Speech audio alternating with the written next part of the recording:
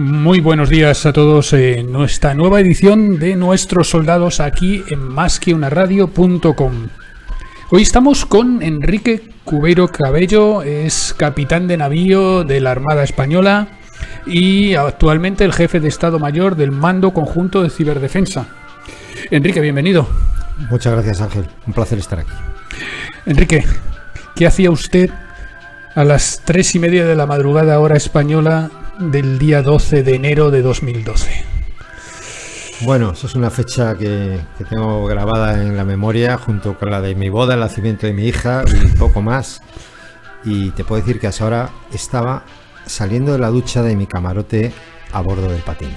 ¿Saliendo de la ducha? Saliendo de la ducha. ¿Y qué te pasó? Bueno, pues en ese momento recibí una llamada telefónica del puente del barco diciéndome el oficial de guardia, el teniente navío Álvaro Peri, que había un esquife pirata intentando abordarnos. Eso fue el famoso asalto cuando los piratas se equivocan de barco y tú eras el capitán precisamente del barco. Yo era el comandante del Patiño, que en aquel momento estaba patrullando en el Océano Índico a unas 25 millas de Mogadiscio. Estabais en aguas de Somalia y de repente en medio de la noche os encontráis con que os asaltan los piratas. Sí, era una situación un tanto... o sea, estábamos muy prevenidos para esa situación, pero precisamente esa noche parecía la menos propicia para algo así. Los piratas ya habían atacado a otros buques de guerra con anterioridad por error, entre otras cosas, bueno, porque ellos no tienen probablemente una cultura de distinguir un barco de otro. Para ellos es un barco secuestrable por el cual pedir un rescate. Y bueno, la silueta del Patiño no es muy específica de un buque de guerra. En algunos sentidos, pues la silueta del Patiño, que es un buque de apoyo logístico para el combate, se parece más a la silueta de un barco mercante. Pues un barco de 160 metros de eslora. 170 metros de eslora, 17.000 toneladas. Y bueno, acabamos de terminar la escolta de 3 buques del Programa Mundial de Alimentos que estaban precisamente descargando los alimentos en el puerto de Mogadiscio y estábamos esperando a que terminaran para volverlos a escoltar.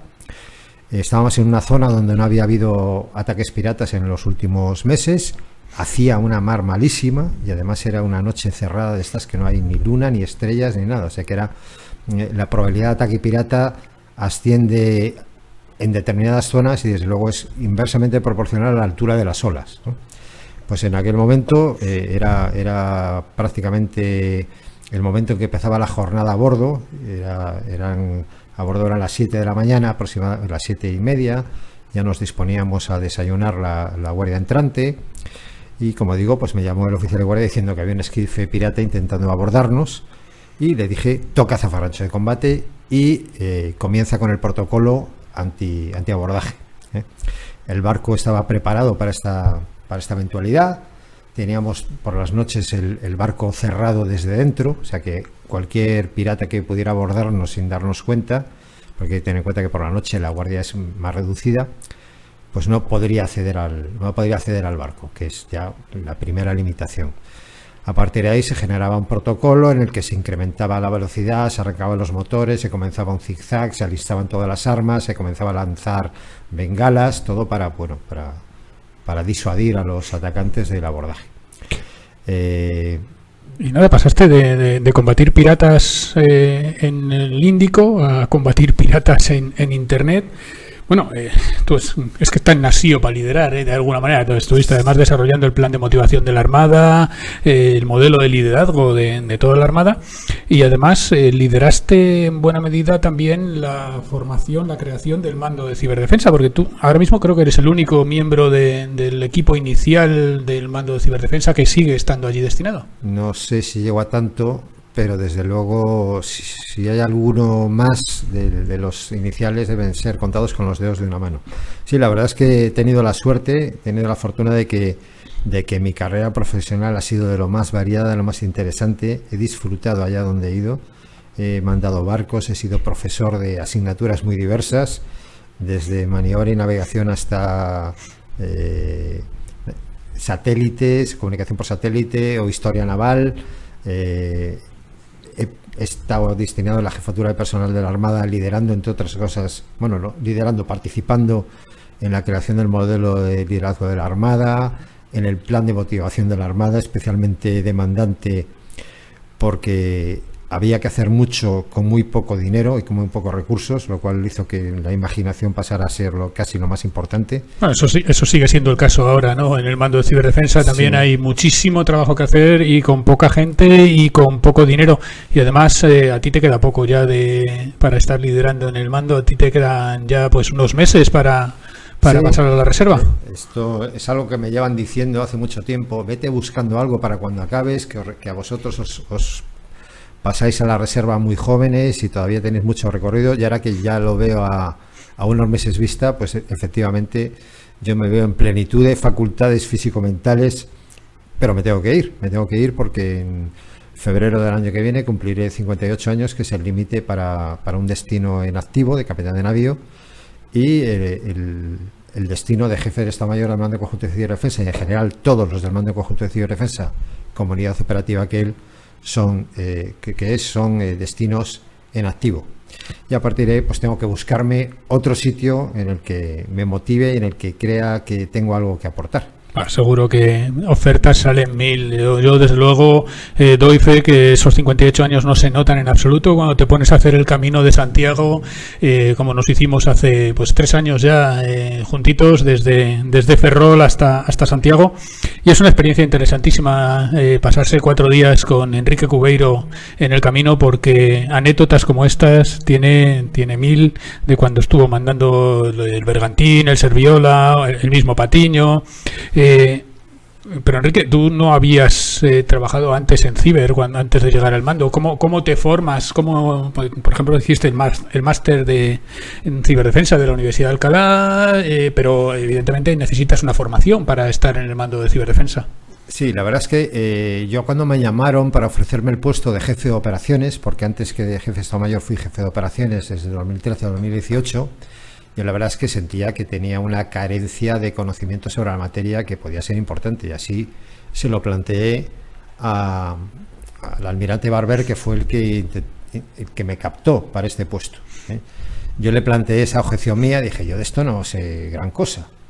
Y me dijo, no te preocupes, para esto lo más importante es el sentido común y la capacidad de crear y de liderar una unidad. Y bueno, me acuerdo muchas veces de esa palabra, de esa frase que me dijo, porque bueno, era cierta en parte, pero desde luego era muy importante tener unos conocimientos técnicos que gracias a Dios en estos años he ido adquiriendo, pues sacrificando mucho de mi tiempo libre haciendo un máster de ciberdefensa, desde luego aprendiendo cada día de mis subordinados, que tienen unos conocimientos técnicos tremendos, porque tenemos gente cualificadísima. Somos pocos, pero la verdad es que la unidad... Bueno, pero ¿cómo se forman ellos? Ellos se forman, muchos vienen con conocimientos propios, conocimientos autodidactas en muchos casos, en determinadas áreas. Nos alimentamos mucho, obviamente, del mundo de los sistemas de información y comunicaciones, de especialistas en informática, especialistas en electrónica.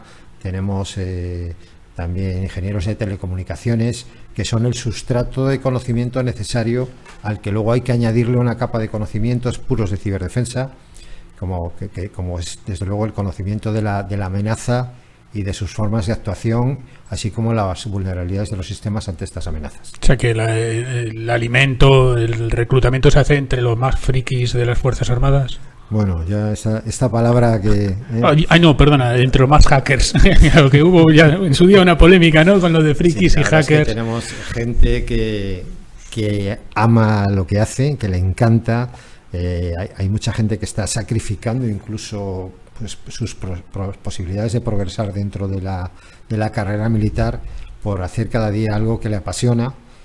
gente, yo he oído comentarios hasta, y me pagan por hacer esto, ¿no? Porque tenemos verdaderamente gente muy apasionada y que le encanta lo que hace. Bueno, pero habrá también un plan de formación más reglado que hayáis establecido para que se sistematice la enseñanza. Así es, tenemos un plan de formación en ciberdefensa que se ha desarrollado durante estos años y corrigiendo a partir de la experiencia. Ya está incorporada la ciberdefensa en los planes de formación de las academias militares, en los cursos de altos estudios militares, y ya tenemos cursos especializados en ciberdefensa. Tenemos un curso básico en el que se dan las nociones fundamentales, un curso avanzado y luego una serie de cursos ya muy orientados al puesto de trabajo, como puede ser ingeniería inversa de malware, análisis forense digital, etcétera. De hecho, se ha creado ya la especialidad de ciberdefensa o de ciberseguridad, por lo menos en alguno de los ejércitos. Sí, bueno, el Ejército del Aire ha creado una especialización en ciberespacio. Ciberespacio que bueno, muy en línea con lo que nosotros pensábamos que tenía que ser, aglutina especialistas no solo en ciberdefensa, sino también en tecnologías de la información y comunicaciones, en guerra electrónica, que son unos campos de conocimiento que tienen mucho en común y que ahora mismo necesitan actuar de manera conjunta. O sea, eso permite hacer una carrera específica dentro de del área de ciberespacio. Sí. También habíamos detectado que probablemente crear una serie de especialistas únicamente en ciberdefensa, cuando las necesidades de ciberdefensa de las Fuerzas Armadas pues son relativamente escasas, era algo que se podía volver en nuestra contra, porque produciría un núcleo muy reducido y muy estático de gente sin permeabilidad, con pocas posibilidades de progresión de carrera. Y poca innovación a lo mejor también, ¿no? Creemos que esta es la aproximación más correcta actualmente. Eso a lo mejor solucionará un poco el tema de la retención. Efectivamente, ahora mismo tenemos un gran problema de retención. De talento estamos hablando. Sí, de la retención de talento. Bueno, es que yo asumo que todos los que están con nosotros ya tienen talento, pero sí, retención de personal en un ámbito que yo siempre digo que es el más demandante, el más volátil, el más cambiante y el más inesperado de todos los que operan las Fuerzas Armadas, lo cual exige, por un lado, una absoluta especialización. Hay muchísimas áreas en las que se puede uno especializar dentro de la ciberdefensa, y al mismo tiempo, como en ningún otro ámbito, necesita actualización continua. Aquí las cosas ocurren 100 veces más rápido. Yo siempre digo que los barcos que tenía la Armada cuando yo era alférez de navío y los que tenía cuando eran capitán de fragata, si no eran los mismos, había pocas diferencias. En el ciberespacio, 1 o 2 años significan una variación absolutamente profunda de lo que es el escenario, las amenazas, las armas, las vulnerabilidades. Con lo cual es una formación continua. ¿Hay suficiente gente ahora mismo? ¿Hay suficiente gente formada y suficiente gente que se esté formando para que haya un talento adecuado dentro de las Fuerzas Armadas? Bueno, ahora mismo tengo que decir que nuestro principal problema es precisamente la obtención no solo de la calidad, sino de la cantidad. La cantidad también es importante. Necesitamos más gente. A día de hoy, y es indudable, vamos, a mí no me cabe ninguna duda de que si hay un ámbito operativo de las Fuerzas Armadas que va a crecer en los próximos años, es este. Ya estamos viendo que en países de nuestro entorno ya van a ejércitos, a ciberejércitos, podemos decir, usando una palabra que no sé si es muy precisa, de números de 4 cifras. Aquí estamos muy lejos todavía de eso. Y además estamos en un momento en el que la obtención de personal y la obtención de recurso económico pues no es precisamente el más adecuado para ello. O sea que estamos naciendo en un momento en el que el bebé le cuesta crecer porque le falta un poco de alimento. Eso sí, lo que hay es un núcleo de gente muy concienciada y que tiene muy claro hacia dónde se está yendo. Esto se refleja también de alguna manera en la elaboración, que es prácticamente justo anterior a la creación del mando de ciberdefensa en 2013, de una estrategia nacional de ciberseguridad, la primera estrategia nacional de ciberseguridad. Tú has participado en la estrategia nacional de ciberseguridad, en la estrategia de seguridad marítima. Le das prácticamente a todos los palos.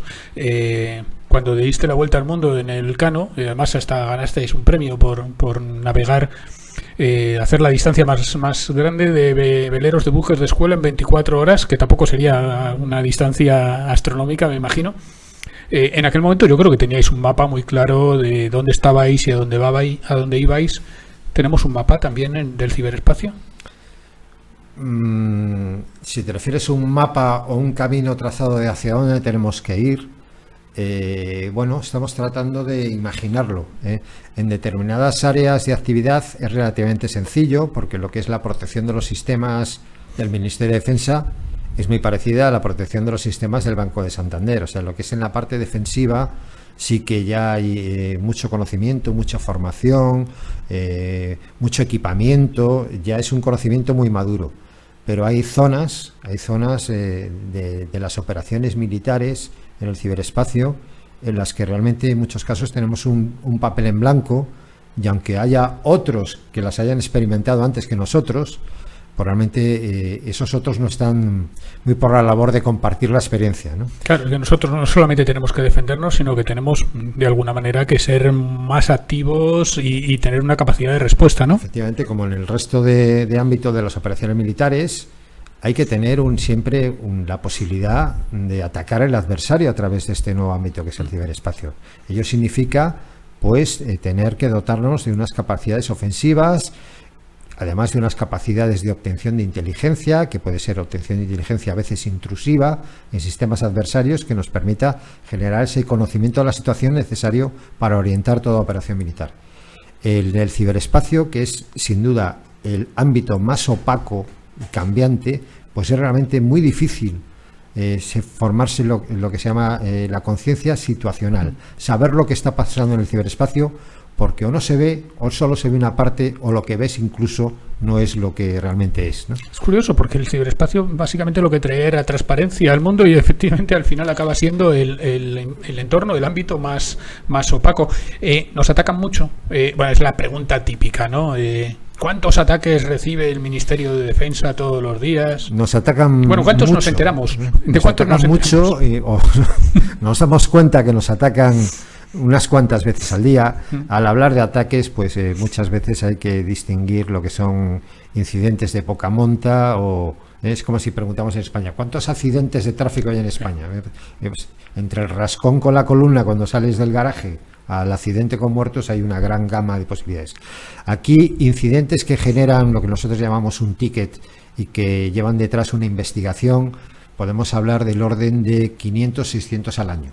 500, 600 al año, sí. Son muchos incidentes, bueno, para... no tanto. Cuando oyes por ahí hablar de, no sé, el otro día leía un informe del puerto de San Diego. Un informe del puerto de San Diego según los cuales recibían entre 7 y 8 ataques por segundo. No sé muy bien la palabra ataque a la que puede ser un escaneo de vulnerabilidades, puede ser cualquier cosa, ¿no? Sí, posiblemente, efectivamente. Incidentes que, como digo, incidentes que requieren una investigación, una acción. Hablamos de unos 500, de los cuales, bueno, pues la gran mayoría de ellos, por no decir la totalidad, ocurren en nuestra red de propósito general, la red del día a día, que es una red que utilizan cerca de 100.000 personas, con 100.000 ordenadores, expuesta a Internet, con correo electrónico, que está, por eso mismo, expuesta a todo lo malo que hay en Internet.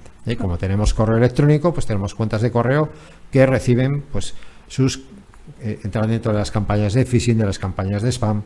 Incidentes específicamente dirigidos al Ministerio de Defensa son pocos, normalmente son los más graves, porque ya la amenaza tiene gran cualificación, busca el sigilo, utiliza técnicas demasiado avanzadas, y de esos, bueno, pues también tenemos unos cuantos al año.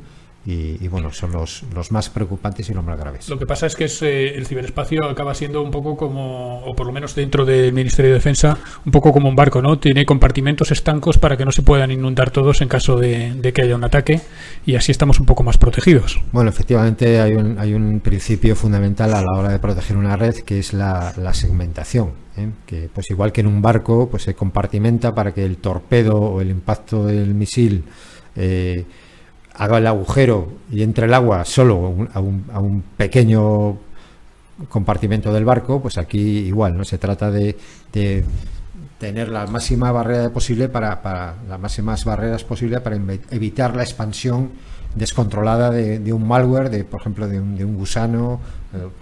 El caso más claro es de WannaCry, sí, que se iba expandiendo de máquina en máquina. Si no tienes algo que lo contenga, pues puedes encontrarte con que toda la red ha sido secuestrada, ¿no? ¿Nosotros atacamos? ¿Podemos atacar? Tenemos, como digo, hemos desarrollado capacidades ofensivas.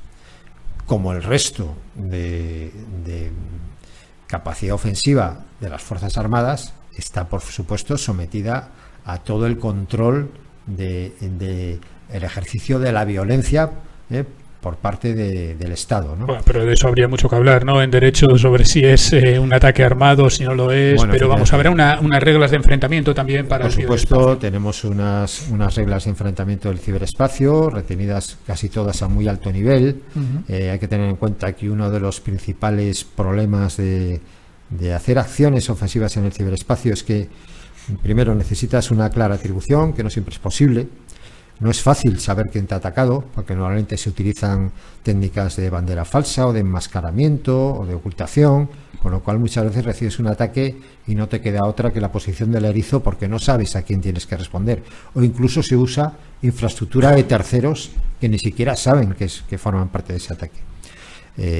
A partir de ahí, bueno, pues también tenemos otro problema grave, que es el de los efectos colaterales. En el ciberespacio es difícil saber tu acción dónde puede acabar, ¿no? Pues todo esto son cosas a tener en cuenta a la hora de responder. Incluso una respuesta supone poner en conocimiento al adversario tus propias capacidades, lo cual tampoco es bueno. Hay que saber muy bien cuándo se actúa, contra quién y cómo. Incluso a la hora de decidir quién ha sido el que te ha atacado, el decir cómo has llegado a esa conclusión expondría también tus capacidades para llegar a esa conclusión, ¿no? Sí, sí. Capacidad de inteligencia. Así es también, o sea que realmente, bueno, casi todo esto se basa en trabajos de análisis forense digital, ingeniería inversa de malware, que lo que te dan al final son unas IPs y unos estilos, unos horarios de actividad, con lo cual, bueno, se pueden hacer una serie de conjeturas. Es muy difícil probar, más allá de toda duda razonable, que determinado ataque ha sido producido por determinado actor. Ahora se está poniendo muy en boga un nuevo concepto, que es el de la atribución política, que están impulsando mucho estados de corte anglosajón, Estados Unidos, Reino Unido, Australia, Canadá, que ya lo que sostienen es que no es necesario apabullar con pruebas cuando está muy claro a quién interesa determinado ciberataque, ¿no? Por lo menos hacer el señalamiento público y político a un actor determinado, a un estado determinado, como posible actor de una acción. El naming and shaming que utilizan muchas veces. Eso es. Una pregunta que nos hacen muchísimas veces, me imagino que te la habrán hecho 10.000 veces ya. ¿Qué puede hacer alguien que está interesado, alguien al que le gusta la informática, al que le gusta la ciberseguridad, para trabajar con el mando de ciberdefensa? Bueno, pues realmente es complicado, porque ahora mismo el Mando Conjunto de Ciberdefensa se nutre de personal de las Fuerzas Armadas de tierra, mar y aire, ¿no? Eso significa que, como primer paso para formar parte del Mando Conjunto de Ciberdefensa como militar, hay que haber ingresado previamente en las Fuerzas Armadas, en la Armada, en el Ejército de Tierra o el Ejército del Aire, lo cual ya es un proceso complicado. A partir de ahí nosotros empezamos a admitir o a poder reclutar gente en el segundo empleo de oficial y suboficial. Esto significa que hay que ser o capitán o sargento primero para poder entrar en el Mando Conjunto de Ciberdefensa. Estamos hablando ya de profesionales pues con una vida dentro de las Fuerzas Armadas superior a 10 años. Hay otras posibilidades, que es a través del ámbito civil. Nosotros tenemos entre nosotros a ingenieros de ISDEFE que hacen un trabajo formidable y bueno, es otra de las vías de entrada. Y por supuesto es más fácil llegar a los departamentos de ciberdefensa del Ejército de Tierra, del Ejército del Aire y de la Armada, porque ya se entra directamente a través de los ejércitos. Pero desde luego, si un estudiante quiere a día de hoy ingresar en el Mando Conjunto de Ciberdefensa, lo primero que hay que hacerse es armarse de paciencia y ser muy constante. Bueno, eso yo creo que es un consejo que nos sirve para muchísimas cosas, lo de armarse de paciencia. ¿Chicas tenemos? Tenemos chicas y, como siempre digo yo, entre lo mejor del mando hay mujeres. ¿Qué ocurre? Bueno, pues sabemos que mujeres en las Fuerzas Armadas hay pocas. y mujeres en el mundo de la ciberseguridad hay pocas. Estamos hablando de dos ámbitos de actividad en el que el porcentaje de mujeres, no solo a nivel nacional, sino yo creo que a nivel prácticamente mundial, no supera el 20%. O sea, animamos desde aquí también a las mujeres a aportar. Estamos en un ámbito que es intersección de dos actividades en las cuales hay en España del orden del 12-13% de mujeres, con lo cual nos tendría que dar algo así como 12% al cuadrado, debe salir algo así como 1,44%, ¿no? Gracias a Dios, pues nos mantenemos como en el resto de Fuerzas Armadas. Tenemos alrededor de un 12-15% de mujeres en el mando. Bueno, esperemos que siga creciendo, porque yo creo que es fundamental, además, la aportación que hacen ellas también en el enfoque de la ciberseguridad. Bueno, yo en general lo que he visto es que casi todos los grandes genios, y entre ellos te considero a ti, sí, encima bueno, tenéis una sensibilidad tremenda. ¿Tú qué pintas? Bueno, yo toda la vida he tenido una vena artística muy fuerte, probablemente heredada. Desde muy pequeño pues me ha gustado mucho pintar, me ha gustado mucho escribir. He hecho mis pinitos, he hecho mis exposiciones de pintura al óleo, fundamentalmente de marinas y de bosques, que es lo que más me gusta pintar. He escrito cosas, me han publicado alguna, e incluso alguna ha merecido algún premio. Bueno, un premio Defensa no es cualquier cosa, y 2 premios Álvaro de Bazán. Sí, bueno, la verdad es que he tenido la suerte de que además que me han dado un premio, he disfrutado enormemente preparando esos trabajos, ¿no? Esos artículos, o sea que bueno, es como... es casi como lo del actor porno, ¿no? Me dan un premio para hacer esto, ¿no? Es algo que me gusta, que sigo haciendo. Pues este año, por ejemplo, he publicado 3 o 4 artículos, que me gusta mucho escribir. El escribir además te ayuda mucho a ordenar tus propias ideas, porque tratar de explicar algo a alguien hace que tengas que hacer un ejercicio previo de ordenamiento de lo que quieres presentar, que te facilita mucho las cosas. Titulares, solamente, que nos queda muy poco tiempo. 3 consejos para estar seguros en Internet. Bueno, el principal es el sentido común. El sentido común, o sea, igual que no se nos ocurre meternos en un callejón oscuro por la noche, hay cosas, hay sitios a los que no se debe navegar, a los que no se debe acceder, y luego hay que ser un poco también responsable con la información de uno mismo que se publica en Internet. Y por supuesto, leer tu libro. Mundo Orwell, en el que, entre otras cosas, pues nos ayuda a sobrevivir en un mundo cada vez más tecnológico. O sea, entender el mundo en el que estamos y tener sentido común, que al final es lo que nos sirve para estar seguros también en la vida, en general. Física. Quique, muchísimas gracias por estar aquí. Gracias a ti.